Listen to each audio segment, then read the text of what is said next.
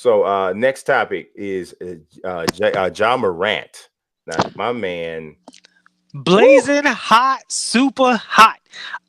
I've been looking at Ja for a little while now because as a Knicks fan, and I'm sure you as a Bulls fan, the draft is much more interesting to you this year than it absolutely. normally is, and it's very. And the thing what I love about it is because of Zion and R.J. Barrett being so talented, that makes the draft very deep because you don't usually have just hands down can't lose top of the line guys that are locked in as Hmm. tight as they're locked in, right? Hmm. Just ask the LA Lakers who missed on every number two pick except arguably D'Angelo Russell, um, who they traded because they didn't know he was good yet because he didn't pop early enough.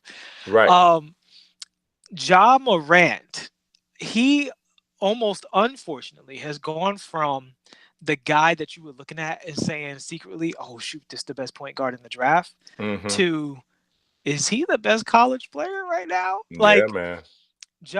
he reminds me of when I saw Allen Iverson play in college.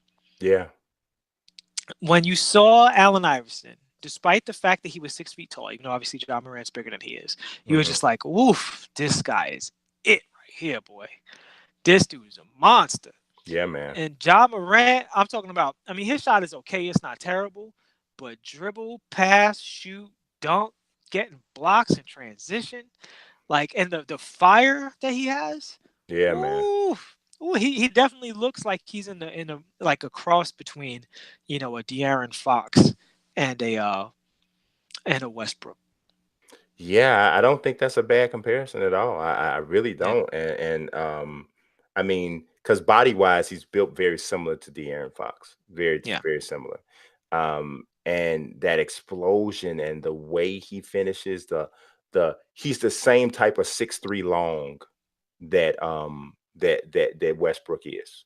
Yeah. Because Westbrook's 6'3", but just something about the way his He's body is made, bigger. he looks longer and bigger than 6'3". And Yeah, and Ja has that same look to him, right? I bigger. He's can't just wait to see him.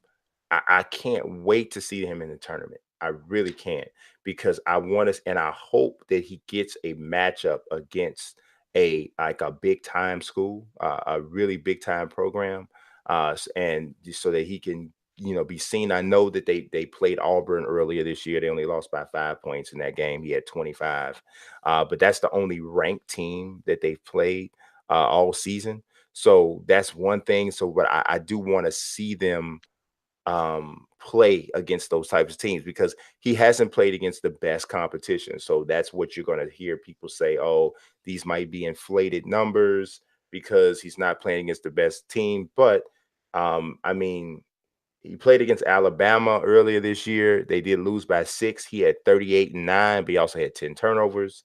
Um, the game against the Auburn, he had 25, 8-7, 5 turnovers. They lost by 5. Didn't shoot the ball well in any of those games. So I don't think anybody's saying he's like the finished product or anything like that. He's gonna walk right into the league and just whatever. But man, yeah, I'm absolutely hot on this. This kid is, yeah, he's exciting. yeah. So, And real quick, you talked about something about him like in terms of his explosiveness. hmm Somebody misconstrued what I said about Zach LaVine, that it was just about height, hmm that his jumping ability wasn't a factor. But I think people overrate jumping ability and they underrate the rest of the athletic skills leading up to it. There are a lot of great leapers who get into the NBA who don't dunk a lot or finish a lot or well in traffic. And their athleticism isn't as much of a factor as it is for other people. One of the best examples of this is LeBron James on the plus side. He's a guy who was super athletic and you felt it all the time, right? You were hmm always aware of his athleticism. A version of that on the opposite end is actually like a J.R. Smith, who when you see him dunk and you look at even his ball handle is not the greatest, but pretty good, and you look at his shot, you would say, with your shot and with your handle and your jumping ability, yeah, why aren't you Vince Carter? no, I've said forever, J.R. Smith should have been the best two guard in the league with what But he had. JR, even on his best day, JR didn't have the other physical abilities that Vince had to be a great dunker. I don't think JR's issue was In-game dunker. I don't think JR's issue was physical at all. I think it's all mental. I think it's mental. Vince Carter played with a ferocity. And that's why you felt his athleticism all the time, because he played ferociously.